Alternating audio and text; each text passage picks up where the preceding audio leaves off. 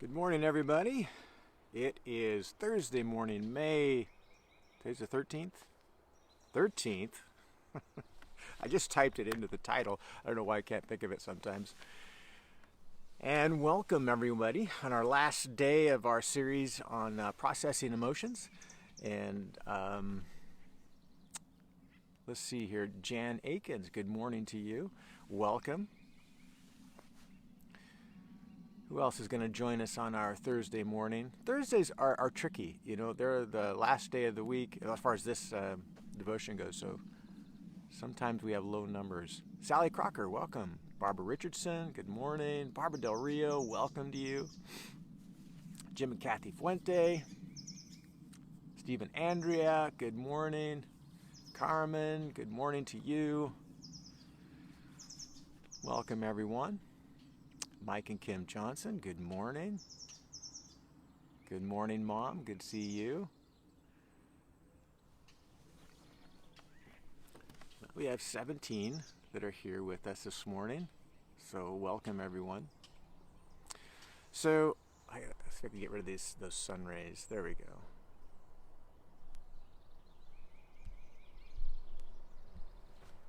Move this way a little bit. Daryl and Suzanne, good morning. Good to see you. So this morning we are kind of wrapping this up. So let me just say a couple disclaimers before we start this morning. And I've said this already about this week and this whole idea of processing our emotions. You know, I'm speaking from this is kind of an anecdotal approach. So what I mean by that is, you know, I'm not a therapist. I've just done a ton of reading. I've worked on this a lot in my own life, and I'm giving you my experience, the things that I've found out that have primarily to do with me. And if some of that is helpful, which I hope it is, then you know, that's the hope anyway when we come down to this. But it's when you get down to what we're kind of trying to end our devotion with today is like the why. Why do we feel some of these emotions? What's at the bottom of them? You know, understand, I'm coming from that perspective. I've been in ministry all my adult life, 30-something years, and I've had a lot of life experiences relative to someone who is my age, and I've studied a lot about this stuff. So this is just my take on things, standing on the shoulders of so many other people that I've talked to and read and all that stuff. So today I want to talk about when emotions, you know, we've already talked about to this point that emotions are in their primary core state aren't bad, especially those uncomfortable emotions. They just feel bad. And we've talked about, you know, relabeling them not as bad, but as helpful, healthy, normal, appropriate, beautiful. We've used that word. We have such a beautiful wide range of emotions that we get to experience as human beings. It's how God has made us, and these emotions are actually helpful. And you know, but what happens when emotions are actually counterproductive in our lives? What happens when I'm struggling with chronic anxiety, depression? What if how I view the world and what I think is actually making my general experience unhealthy, and it's not good. So what do I do with those emotions? So let me give you some examples of what I'm talking about. So I'll kind of focus on anxiety, which is a subset of fear. Remember, fear is that emotional response that perceives danger, and it's an emotional response for fight, flight, or freeze. That's and we have a physiological response to it. Our brains start changing, you know, our kind of flood our system with cortisol, which is like a stress hormone, and adrenaline, which gives us a burst of energy to fight against that or protect ourselves against that perceived threat. And I think about this when I'm hiking a lot. I'm always keeping an eye open, especially this time of year, for rattlesnakes.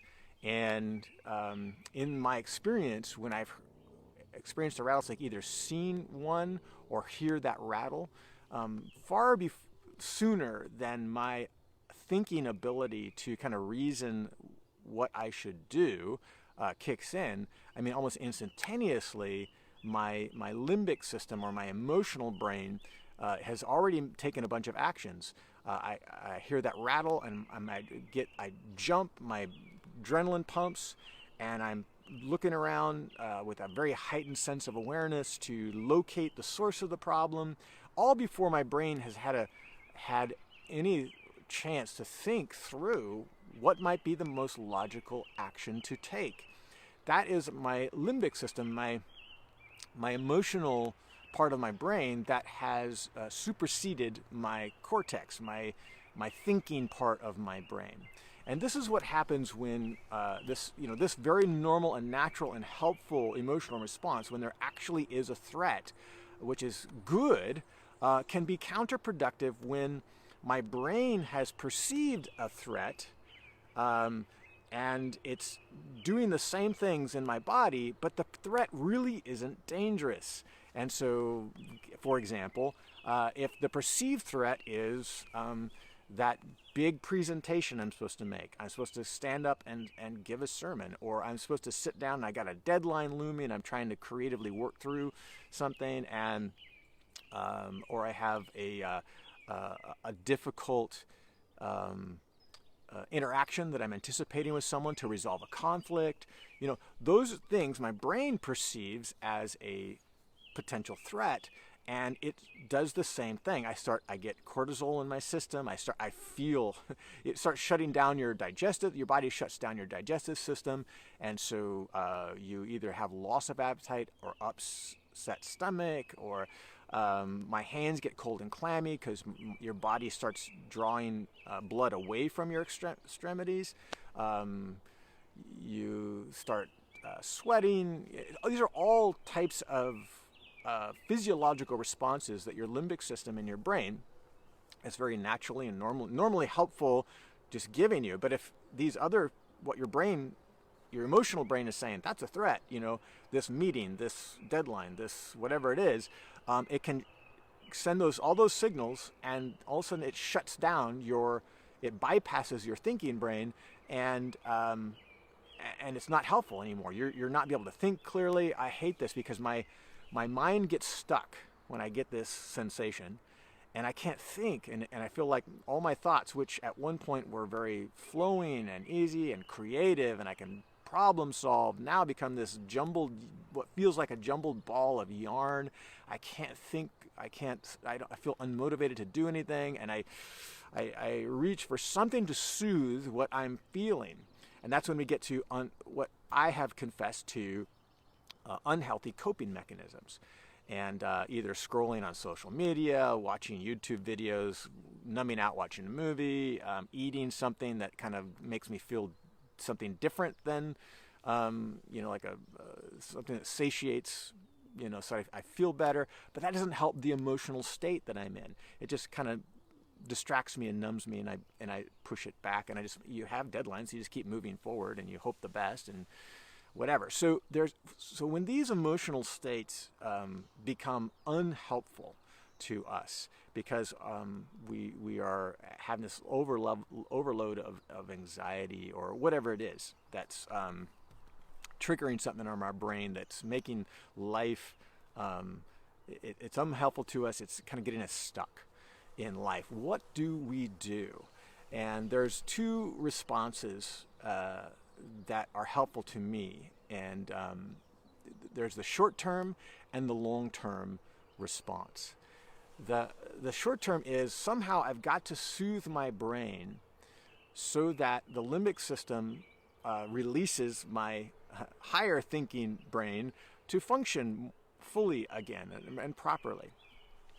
And so if I can get my limbic part of my brain to calm, then I can think more clearly. So there's several things that I do in the short term, and you can Google this. You can the most important thing is practicing it. You can't just learn it for the first time in the middle of a high anxiety state and think it's going to really do you a lot of good. It's something that it does do good, but I mean you have to practice it pretty regularly for it to maximize its effectiveness. So I do different things like breathe. I mean, that's the simplest, easiest, no matter where you are. I put a pause. If I'm able to just stop what I'm doing, even if I'm in a difficult conversation and so on, I can, even in a pastoral setting, I can even say, hey, give me a second to think for a minute before I respond. I'll pause right in the conversation. And you might think it's awkward, but it actually isn't. And I take a breath. And if I have more time, I take multiple breaths. I will stand up from where I'm at. If I'm seated, I stand up. I'll stretch. I'll straighten up my posture, and I'll breathe several times. If I'm able, I'll go on a walk. If I'm in the church building, I'll walk around the church building. I'll do a loop around the building. I'll walk through the sanctuary back to the back part of the building. I come back up the other hall. And Karen knows this. She doesn't know why I do this, but she observes it all the time. It's like, I'll leave one door and I'll come in another door. She's like, where did you just do a lap around? Yeah, I'm sorry, I need to get up and move. And it's my way of trying to calm my limbic system so I can unlock my brain to begin to do the things I need to do. And so one of the benefits of so that's in the moment when you're feeling it, you're calming. Those are some of the things that you can do. There's a lot more tools. Mindfulness, things like this that are helpful in that moment. And one of the things that I will say that's helpful outside of the moment is exercise. For me, what's called bilateral movement, I have found anecdotally, just from my experience, to be absolutely helpful to my brain. What I mean by that is left, right, bilateral. And if I go on a walk, or for me going on a run, my brain functions at its highest level when I'm doing this. And I don't know why this is, but if I go on a run, I can work out huge, think so clearly to work out big problems. I can provide, my creativity is on a high. I can work out solutions. I've worked out whole messages, or at least parts of a message in my mind, and I keep my phone with me, and I'll stop on my run, and I'll dictate into my phone a bunch of things, ideas and resolutions, and I have real clarity when I'm on a run, and I believe it's linked to this left right bilateral movement that is helping to soothe my limbic system while opening up the flow state of my thinking brain. And so if my body would allow me, I would run for hours a day. I can't. I got to go to work at some point. But it's so helpful. So over the long haul, lots of processing that I do is on a run. Another thing that's helpful is reaching out to other people, verbally processing with someone who you trust, working through things and talking about what you're feeling. That is also helpful in soothing the emotional parts of our brain that become unhelpful or kind of feel like we're blocking our thought process. Reaching out, talking to people, and so on. And then we get to moving toward the long-term help is clearing up. This is where we get into the why. I promise we're finally going to get to the why. Why do we feel these things? Why does this even happen?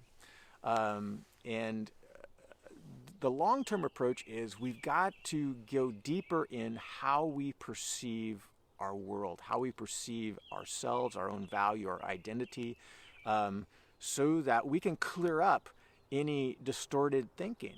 Oftentimes, when our brain perceives a threat and does all these things to our body, for me, anxiety is the example I used, I'm fearing something that really isn't a danger to me, but it's my perception of it that is creating the danger in my mind and creating all this physiological response that's so troubling to me.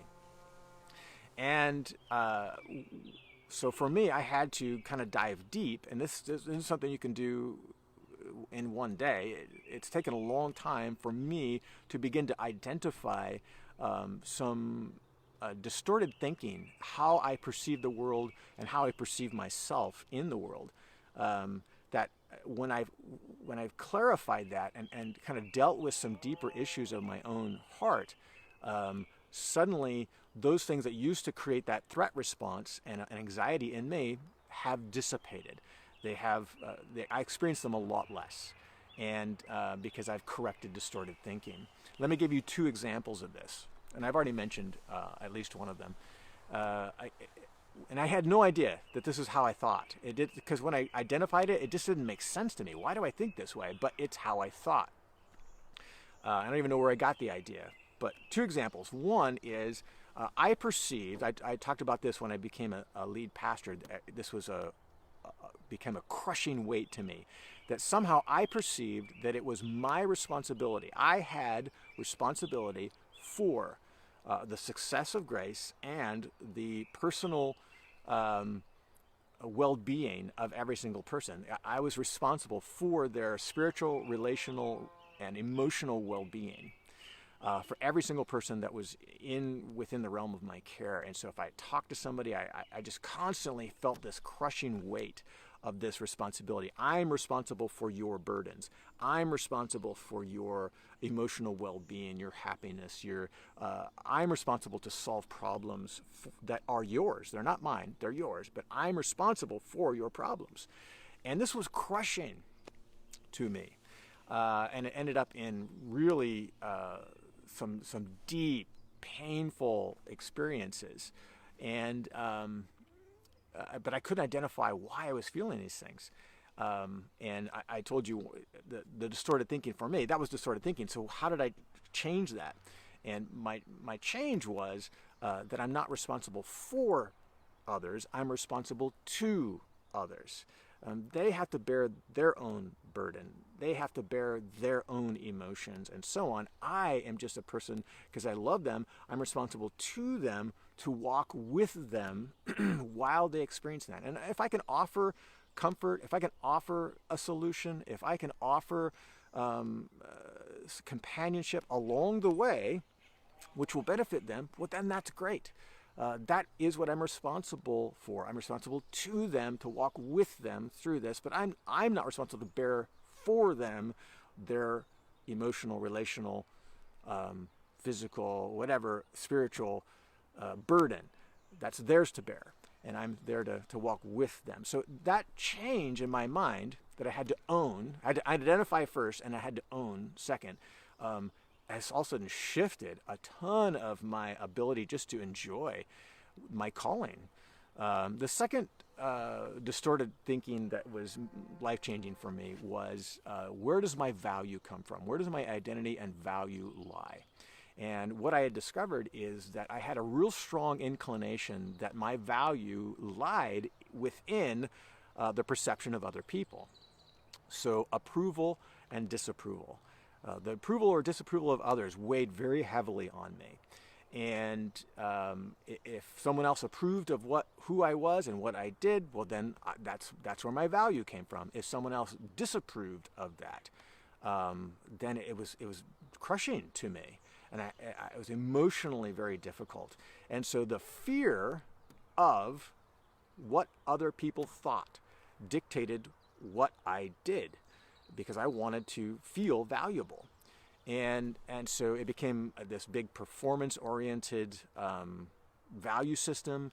And so what I had to do is identify that, and then I moved toward rival value systems. Value systems that I felt were just more important than that performance-oriented value system.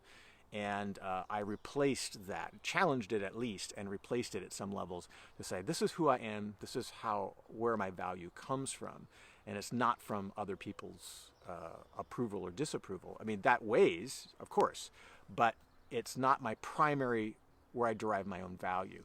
And so when I began to, those are two examples of when I began to clear up distorted thinking about how I viewed the world. and how I viewed my own value, my own identity, then this problem with anxiety began to dissipate. And all of a sudden, I don't feel that same level of anxiety anymore. I don't feel the crushing burden of my ministry, the ministry that God has called me to, my part in it. And it's just been so helpful. So how do you get to the why? This is where the hard work comes in. I've read dozens of books. I've talked to people who are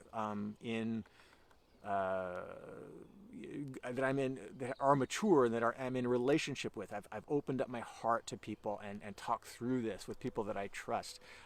I've seen a therapist, the people that are equipped to navigate these things and help point out deep things that I just couldn't see about my own self. I've journaled, prayed, asking God, reveal to me what it is in my thinking that I can start to address some of these deeper issues when emotions become unhelpful to me.